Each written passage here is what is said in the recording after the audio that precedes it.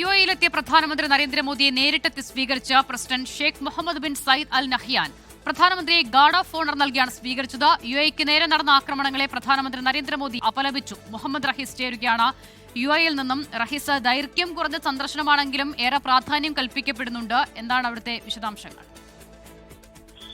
അസുഖ തീർച്ചയായിട്ടും വളരെ പ്രാധാന്യമുള്ള ഒരു സന്ദർശനമാണ്. നമുക്കറിയാം, ഏതാനും മാസങ്ങൾക്ക് മുൻപാണ് യുഎഇ പ്രസിഡന്റ് ഇതുപോലെ ഒരു ഹ്രസ്വ സന്ദർശനം ഇന്ത്യയിൽ നടത്തിയത്. അതും ഒരു 3 മണിക്കൂർ നീണ്ട ഒരു സന്ദർശനത്തിനുള്ളിൽ വളരെ പ്രധാനപ്പെട്ട നിരവധി കരാറുകളിൽ ഒപ്പിട്ടിരുന്നു. അതുപോലെ ഒരു സന്ദർശനം തന്നെയാണ് ഇന്ത്യൻ പ്രധാനമന്ത്രി നരേന്ദ്രമോദിയും ഇപ്പോൾ നടത്തിയിരിക്കുന്നത്.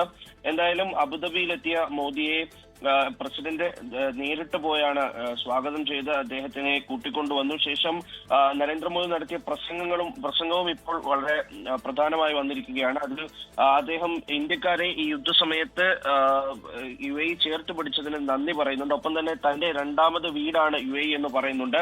പ്രധാനപ്പെട്ട ഒരു കാര്യം, അത് ഇറാൻ യുദ്ധവുമായി ബന്ധപ്പെട്ട് യുഎഇ സ്വീകരിച്ച നയങ്ങളെയും നിലപാടുകളെയും ഒക്കെ ഇന്ത്യ അംഗീകരിക്കുകയാണ്. ഇന്ത്യയും നയപരമായിട്ടുള്ള കാര്യങ്ങൾ ഇത്തരത്തിൽ ഏതെങ്കിലും ഒരു സംഘർഷം ഉണ്ടായാൽ അവിടെ ഒരു ചർച്ച, മധ്യസ്ഥത, ഇതൊക്കെയാണ് ഇന്ത്യയും പ്രാധാന്യം നൽകാറുള്ളത്. അപ്പോൾ അതുപോലെ തന്നെയാണ് യുഎഇ നടത്തിയിരിക്കുന്നത്. അതിനെ മോദി പ്രശംസിക്കുകയും ചെയ്യുന്നുണ്ട്.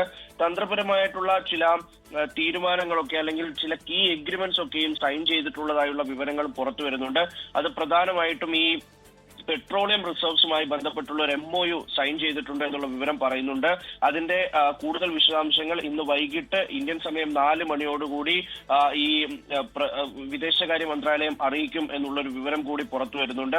ഒപ്പം തന്നെ ഈ LPG വിതരണവുമായി ബന്ധപ്പെട്ട് നിലവിൽ ഈ ഹോർമുസ് കടലിടുക്ക് അടച്ചിട്ടിരിക്കുന്നത് വളരെ പ്രധാനപ്പെട്ട ഒരു പ്രശ്നമാണ്. LPG സപ്ലൈയുമായി ബന്ധപ്പെട്ട് അതിനപ്പുറം ഈ സംഘർഷം അവസാനിച്ചു കഴിഞ്ഞാൽ ഏറ്റവും പ്രധാനമായി ഓരോ രാജ്യങ്ങളും ആവശ്യപ്പെടാൻ പോകുന്ന LPG ആണ്. അതിനെ മുന്നിൽ കണ്ടുകൊണ്ട് ഒരു കരാറിൽ ഒപ്പിട്ടിരിക്കുന്നു എന്നുള്ള വിവരം പുറത്തു വരുന്നുണ്ട്. ഒപ്പം തന്നെ വയനാടിൽ ഒരു ഷിപ്പ് ക്ലസ്റ്റർ ഉണ്ടാക്കുന്നതുമായി ബന്ധപ്പെട്ട് MOU സൈൻ ചെയ്തിരിക്കുന്നു. അങ്ങനെ പ്രധാനപ്പെട്ട ഒരു defence partnership, strategic defence partnership agreement കൂടി ഒപ്പിട്ടിരിക്കുന്നു എന്നുള്ള വിവരങ്ങളാണ് പുറത്തു വരുന്നത്. അത് ഇനി ഇന്ത്യൻ വിദേശകാര്യ മന്ത്രാലയം ഒപ്പം തന്നെ പ്രതിരോധ മന്ത്രാലയം ഒക്കെ ഇത് സംബന്ധിച്ചുള്ള വിശദാംശങ്ങൾ നൽകും എന്നുകൂടിയാണ് നിലവിൽ അറിയുന്നത്. അഷിത,